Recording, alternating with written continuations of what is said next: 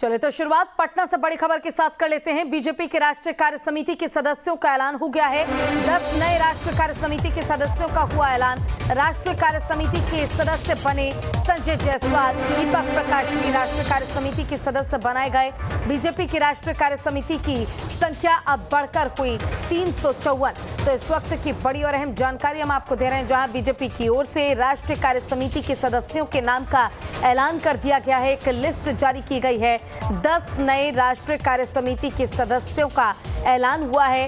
राष्ट्रीय कार्य समिति के सदस्य बने संजय जायसवाल, दीपक प्रकाश और साथ ही राष्ट्रीय कार्य समिति के सदस्य बनाए जाने के बाद एक बड़ी जिम्मेदारी बीजेपी के आधार को और मजबूत करने की इन सभी नेताओं के कंधों पर आ जाती है। हालांकि 2024 लोकसभा चुनाव महत्वपूर्ण तो है ही, 40 सीटें तो जीतनी ही है। साथ ही विधानसभा चुनाव में भी परचम लहराने के लिए बीजेपी तैयार है, क्योंकि इस बार बीजेपी के साथ नीतीश कुमार नहीं है और अकेले अपने आधार को मजबूत बना पाना ये एक बहुत बड़ी जिम्मेदारी बीजेपी के लिए है।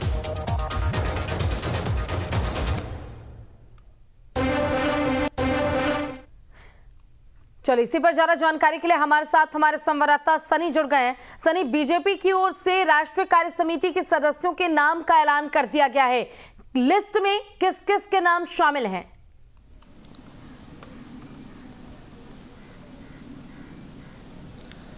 जी देखिए, बीजेपी के कार्य समिति में जो लोगों को जोड़ा गया है उसमें सबसे महत्वपूर्ण अगर बिहार को लेकर देखें तो संजय जायसवाल का नाम है, जो पूर्व में भाजपा बिहार के प्रदेश अध्यक्ष भी रहे हैं और सांसद भी हैं। संजय जायसवाल के प्रदेश अध्यक्ष का जो कार्यकाल है वो काफ़ी अच्छा रहा, भले ही इस कार्यकाल में मुख्यमंत्री नीतीश कुमार के साथ उनके विवाद चलते रहे, मुख्यमंत्री के साथ तकरार चलती रही और प्रदेश अध्यक्ष के तौर पर संजय जायसवाल ने जो बिहार में काम किया है, कहीं ना कहीं भारतीय जनता पार्टी के शीर्ष नेतृत्व ने उन्हें एक बार फिर से रिवॉर्ड किया है। दरअसल संजय जायसवाल कहीं ना कहीं जिस वोट बैंक को साधने की कोशिश कर रहे हैं, जिस समाज से आते हैं, वो भारतीय जनता पार्टी का कोर वोटर रहा है और देश में भाजपा के वोटरों की तरफ अगर आप रुख करेंगे तो समाज के वोटरों की जो संख्या है वो अच्छी खासी है। बिहार की अगर बात कर ले तो बिहार में महत्वपूर्ण हो जाता है संजय जायसवाल का योगदान।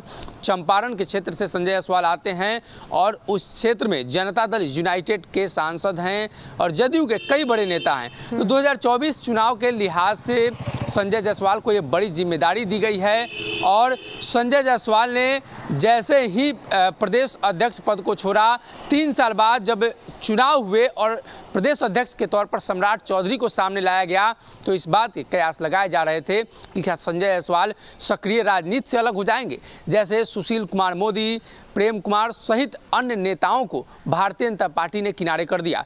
लेकिन ऐसा नहीं हुआ। भाजपा 2024 और 25 चुनाव को लेकर संजय जायसवाल की तरफ देख रही है, इसलिए कि पूर्व प्रदेश अध्यक्ष के साथ साथ अनुभव भी कहीं ना कहीं संजय जायसवाल को संगठन चलाने का जो है उसका फ़ायदा भारतीय जनता पार्टी बिहार के अंदर उठाना चाहती है। और इस कार्य समिति में कई अलग अलग जो राज्य हैं उनके बड़े नेता शामिल हैं, लेकिन मुख्यतः बिहार के लिए संजय जायसवाल का नाम सामने आना कहीं ना कहीं भारतीय जनता पार्टी के लिए एक मजबूत कड़ी है। और अब प्रदेश अध्यक्ष सम्राट चौधरी के साथ संजय जायसवाल की मौजूदगी भाजपा को और भी मजबूत करेगी। बिल्कुल सनी, और देखिए आप खुद देख पाएंगे कि किस तरह से बिहार की राजनीति में जहां एक तरफ महागठबंधन की बात कर लें या फिर अगर हम जेडीयू की ही बात कर लें, तो आपको मालूम होगा कि महाराष्ट्र की तरह ही हालातों को तोला जा रहा है बिहार में भी।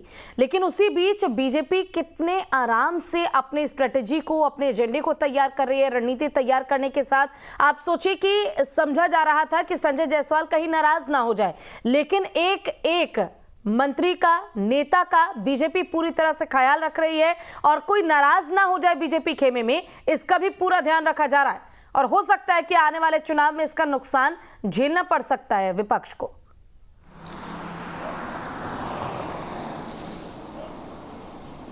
जी देखिए, आपने बिल्कुल सही कहा। भाजपा किसी भी रणनीति को जब बनाती है तो पुराने नेताओं को जल्दी दरकिनार नहीं करती है।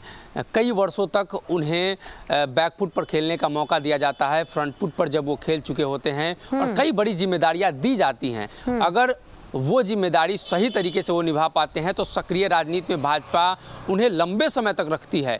बिहार ने कई उदाहरण देखे हैं। सुशील कुमार मोदी के उदाहरण को अगर देख लिया जाए, प्रेम कुमार के उदाहरण को देख लिया जाए, उसके अलावे कई ऐसे नेता हैं जिनके उदाहरण को अगर आप उठाकर देखेंगे तो स्पष्ट हो जाएगा कि भाजपा जिस रणनीति के हिसाब से काम करती है, भाजपा जोड़ों की राजनीति करती है, यानी जोड़ने की राजनीति करती है। कहीं ना कहीं भाजपा नहीं चाहती है कि आने वाले चुनाव में किसी प्रकार का नुकसान हो, कोई भी नेता नाराज हो। भाजपा ने बिहार में कई दल जोड़े हैं। जब से महागठबंधन का ऐलान हुआ है, 7 दलों का महागठबंधन धीरे धीरे जो है कम होता हुआ नजर आ रहा है। एक एक दल कम हो रहे हैं, चाहे हम जीतन राम मांझी की बात कर लें या जदयू से उपेंद्र कुशवाहा की नाराजगी की बात कर लें या मुकेश सहनी की बात कर लें। भारतीय जनता पार्टी इन तमाम रणनीतियों पर काम कर रही है।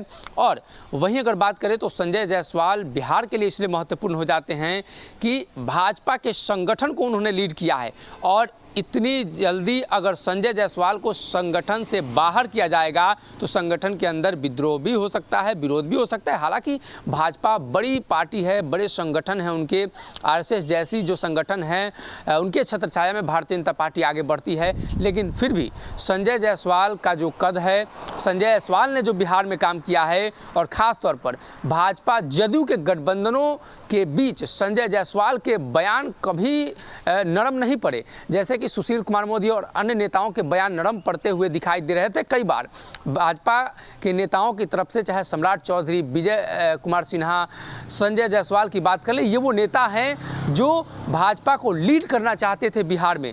नीतीश कुमार लगातार भारतीय जनता पार्टी को बैकफुट पर धकेलने का प्रयास कर रहे थे, तब भी संजय जायसवाल के बयान लगातार आक्रामक थे। सनी, यानी कि बीजेपी लगातार कोशिश कर रही है कि जितने भी वरिष्ठ नेता हैं जिन्हें पहले शायद मौका नहीं मिला, उन्हें अब फ्रंट फुट पे आके खेलने का मौका मिल रहा है। अब देखना ये होगा कि अभी नीतीश कुमार जो इन सभी मामलों पर चुप हैं, आखिर वो चुप्पी कब तक टूटती है और क्या स्ट्रेटेजी आगे नीतीश कुमार तैयार करेंगे। आप बने रहिएगा हमारे साथ, आगे भी तमाम खबरों पर आप